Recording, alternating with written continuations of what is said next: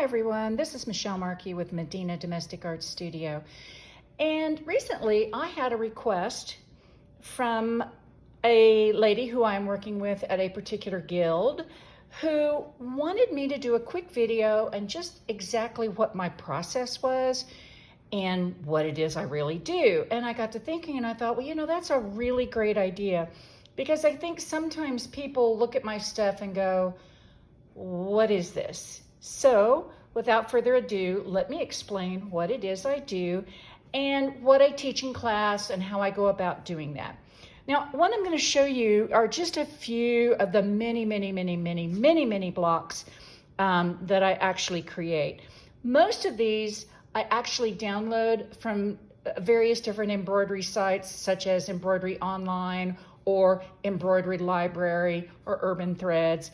And occasionally, actually in the case of this one is a revised custom job that I am doing for another guild.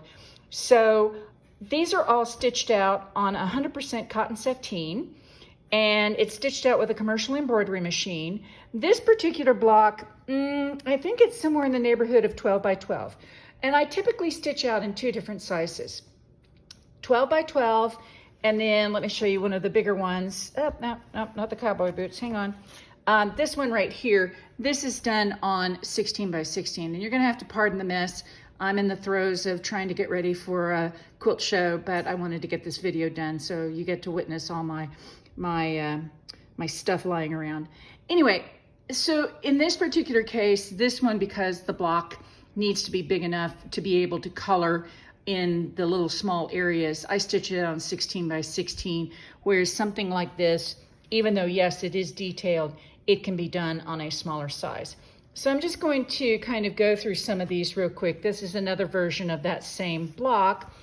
This is a pair of cowboy boots. This has become a very popular one lately. There's a mate to it. I don't know that I have it right here handy to show you. But as you can see, these are just a variety of different blocks that I like to stitch out. And what I do is I color these. And when I color them, and let me get to one that is colored, and again, these again, just a bunch of different patterns that I've used before.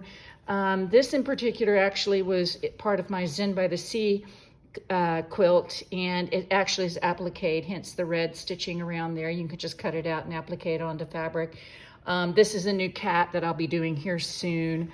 Just again, you can just see a variety of these. But then we come down to one that I'm in the process of coloring. And what I do is when I color, I actually keep track of which colors I'm using. And we'll get to the colors and what I do with them in a minute.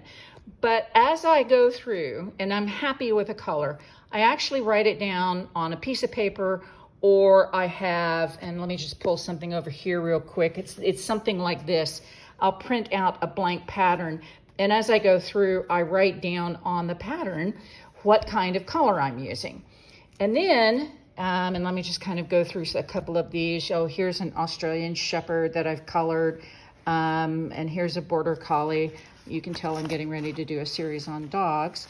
And then here's a zebra that I've just recently done, and I actually colored the background on this too. So as you can see, it's just a wide variety of things. But I have created certain blocks that I call Fabric 101 blocks, and that's this next one that I'm going to show you right here. And so I have colored this, as you can tell by the picture. Now, I don't have a sample because it's out with a guild right now, so that they could see it up close and personal, which I do for guilds. I will send out a sample so that you can see it up close and personal. But this one is stitched out on a 16 by 16 inch fabric. Then I went through and I colored it. And then I made a list of all the various different colors that I used here. And each one of them has a number. So once you kind of get an idea of that, I give you a blank image of the original pattern so that you can test out colors and try the color ahead of time before you actually color. Then what I do is I actually break each one of the various different patterns up into sections. And each number that you see here corresponds to the number over here. And on occasion, when I feel necessary, I'll give you a few tips and tricks to do as you're going through and coloring this. And in this particular case, I think I divvied this up into let's see here. I think there's a total of 3 sections because this is going to be taught as Fabric 101, which is basically a beginner course. So when I do these beginner courses, I want as much detail as possible so that the students have a very distinct idea of exactly which color goes where. Now, what do the students get when they come to my class? Well, this is a typical box that I bring to class. Now, these are my own markers, pens, pencils, the box, everything's included. Basically, a student kind of rents them, if you will, during the class process. And I'm going to turn my camera around here just a minute so you can see the full thing. But it's filled with Inktense pencils, Fabrico markers. It's got paintbrushes. I think there's some gel pens underneath here. Maybe not in this box. But normally there's gel pens or whatever is necessary to color this particular block. So the students, and I have tested all these patterns. I know how long it takes. The students will actually follow my instructions. But as we go through each one of these pieces, for instance, on the flower, I'll teach you how to do blending. And, you know, on the bee, for instance, right here, I don't know if you can see, there's actually a little bit of gel pen on there. So I'll teach you how and when to use gel pens. So, and then there's usually fabric medium, which everybody gets to take home with them. I always like to give everybody a bit of a sample so that if they want to do this going home, they can if they have their own coloring tools. Now, of course, in class, I obviously sell some of my tools, but it's not mandatory. I mean, if you can go to Walmart and pick up some colored pencils and some fabric medium, you can practice on your own.